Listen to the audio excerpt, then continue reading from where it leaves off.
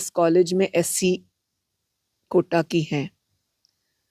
First year और second year का on record मुझे बच्चियों ने बताया कि हमने फीस भरी है 11,000, जबकि एससी कोटा माफ होता है। तो ये अपने आप में एक विषय है कि एक और इलेक्शन के दौरान प्रिंसिपल और विधायक जी ये बोल रहे हैं कि हम बच्चियों से फीस ही नहीं लेते, और जब तक मैं जीवित हूँ नहीं लूँगा।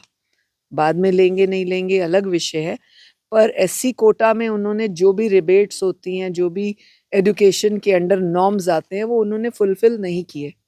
इसको एससी के चेयरपर्सन ने भी पूछा हमारे सामने ही।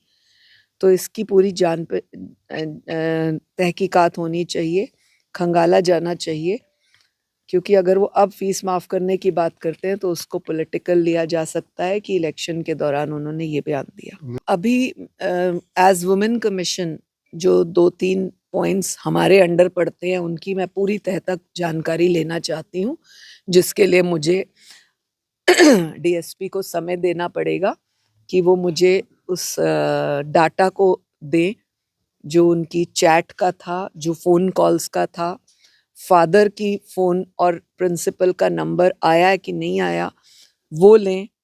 प्रिंसिपल ने फादर से क्या बात की उसका वर्जन लिया जाना चाहिए, क्योंकि फादर कहते हैं फ़ीस की बात की। फादर एक मज़दूर हैं, छोटा सा कॉन्ट्रैक्टर है जिसका लगभग 1-1.5 साल से काम नहीं चल रहा, ऐसा मुझे बताया गया। परिवार ने भी ये बात को बताया है कि काम कम था इसलिए 1 वर्ष की फ़ीस नहीं दी। 2023 की जो रसीद है वो लास्ट रसीद है। 2023 से 24 तक जो फीस नहीं भरी उसके लिए उसे पॉइंट आउट किया गया था, जिस वजह से वो लड़की परेशान हुई।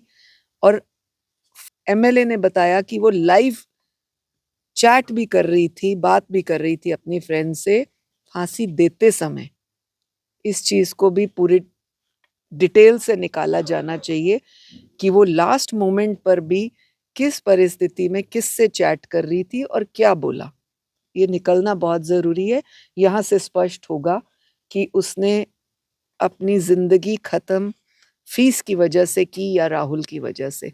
महिला आयोग के अंतर्गत ये दोनों विषय आते हैं। डिटेल पूरी आ जाने के बाद फैसला लेंगे कि विधायक मालिक है कॉलेज का, ये रोल तो है। बच्ची ने विधायक को फ़ोन किया कि मैं फलां की पोती बोल रही हूँ, मेरी फीस की वजह से मुझे एग्ज़ाम नहीं देने दिया, ये परिवार ने बताया है, उनकी दादी ने बताया है। इन चीज़ों को पूरा गहराई से लिया जाना चाहिए।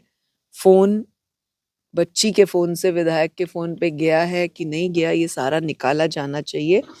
और जिस तरह से बच्ची की मदर ने और दादी ने मुझे बताया और मासी ने कि किसी ने थाने में जाकर ये कहा कि इस केस को दबा दो, इसीलिए ये ज़्यादा परेशान है, तो मैं आपको आश्वासन देना चाहती हूँ इस केस को दबाया नहीं जाएगा। एक बच्ची की जान गई है।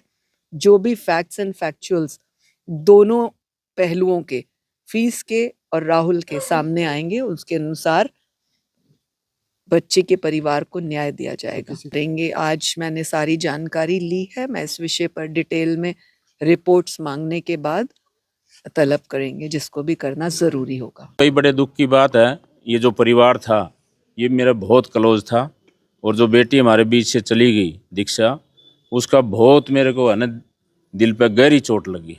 तो पहले तो मैं परमपिता परमात्मा से दुआ करता हूँ कि परमात्मा उसकी आत्मा को शांति दे।